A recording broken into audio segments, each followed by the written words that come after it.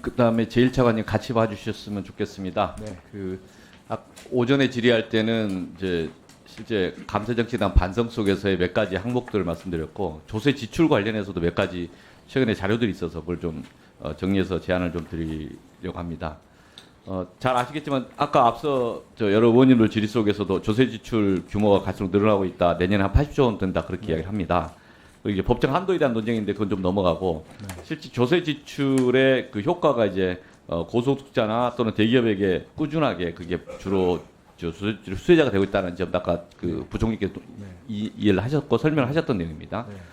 요 좀 수혜자 중에 특이한 게 보니까 2022년도에 31.7% 고소득자 수혜입니다. 근데 26년은 35.1%입니다.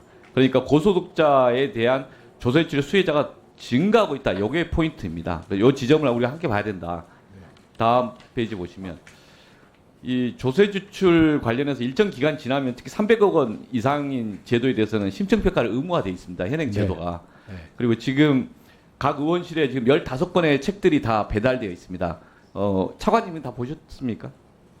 있는 건 알고 있습니다. 예, 내용은 아실 것 같은데 이렇게 19개 책자가 다 개별 의원실이나 이제 기재부에 다 갖고 있습니다. 그래서 이 내용에 대해서 몇 개를 좀 요지를 중심으로 한번 살펴봤습니다. 그 기계적인 일몰 연장 사항들이 많습니다. 어떤 것은 보니까 80년대, 90년대부터 했던 것들도 있고요.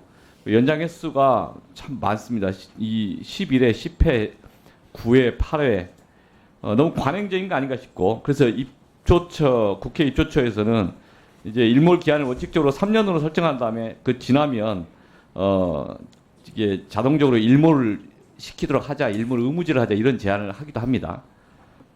그래서 이게 또 실제 계속 일몰 안 하고 하면은 차라리 일반법으로 했지 굳이 일몰제를 할 필요 있는가 이런 문제제기 되는데 어떻게 보십니까?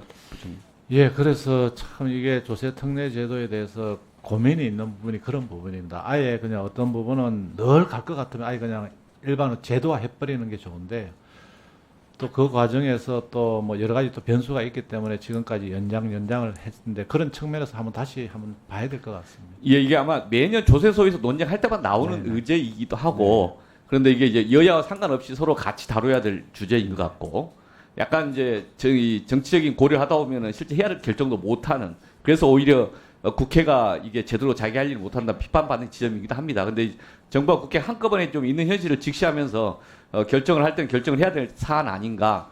그리고 11월 달 조세 소위에서 실제 다뤄야 되는 거 아닌가 싶어서 미리 말씀드립니다. 네네. 그 다음 페이지 보시면 아까 19개의 평가 중에서 이제 2024년 기준으로 해서 실적 조세 지출 실적이 1조 원을 넘는 것 6개 사례가 있고 네. 6개에 대한 심층 평가가 있습니다. 그 평가 내용 중에 4개는 일몰을 종료하고 제도 축소해야 된다라고 그쪽 심층 평가 보고서의 내용입니다. 보시면 중소기업에 대한 특별 세액 감면에서 이 부분에 대해서 평가 결과 긍정적으로 보기 어렵다. 형평성이나 효과성, 타국에서도 사례가 없다. 통합 고용 세액 공제, 일몰 종료가 바람직하다. 효과 등등 대해서 별로 제한적이다. 그다음에 조합 등 출자금, 예탁금에 대한 비과세 이 문제에 대해서 정책 취지와 일치한다고 보기 어렵다. 그다음 페이지 보시면 신용카드 사용 금액에 대한 소득 공제 이제는 중장기적으로 폐지하는 게 바람직하다. 정책적 목표 이미 달성했던 거 아니냐 이런 이야기고. 그다음 또 하나는 제도 유지의 타당성 확보되는 인정이 되지만 개선 방안은 마련할 필요가 있다. 그럼 개선 방안 이야기를 한번 해야 될 것 같고. 그다음 하나는 제도 연장이 적정하다고 판단된다. 이 평가 보고서가 무조건 정답은 아니기 때문에 기계적으로 할 건 아니지만 이런 논의가 있었다면 이 논의에 대해서 반박되는 자료가 없다면 이런 논의들을 좀 존중하면서 토론해서 조세소에서 결론을 내야 되는 거 아닌가 싶습니다. 그래서 이 네 가지에 대해서 완전 축소 폐지, 그 다음에 한 가지는 좀 보완, 뭐 이런 정도의 제안이 나오는데 이게 규모가 각 금액별로 1조 원 정도의 규모이기 때문에 그냥 방치할 수 없는 것 같습니다. 어떻게 보십니까?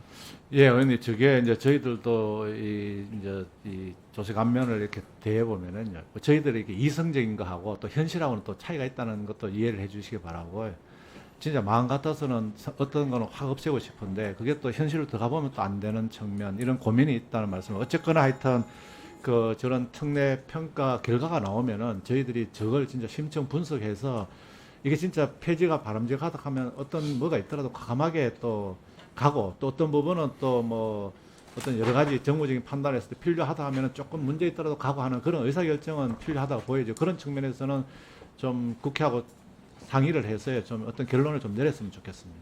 그래서 이 내용에 대해서 종합국감까지 전 세계지대 좀 주고 검토를 해서 의견을 좀 줬으면 좋겠습니다. 네. 나서 필요한 부분이라든지 아니면 조세소위에서 네. 진짜 필요한 의견. 네, 네. 네, 수고하셨습니다. 다음은 국민의힘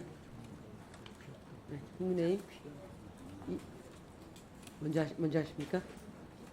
박민규 의원님, 예, 박민규 의원님 질의해 주시기 바랍니다. 네.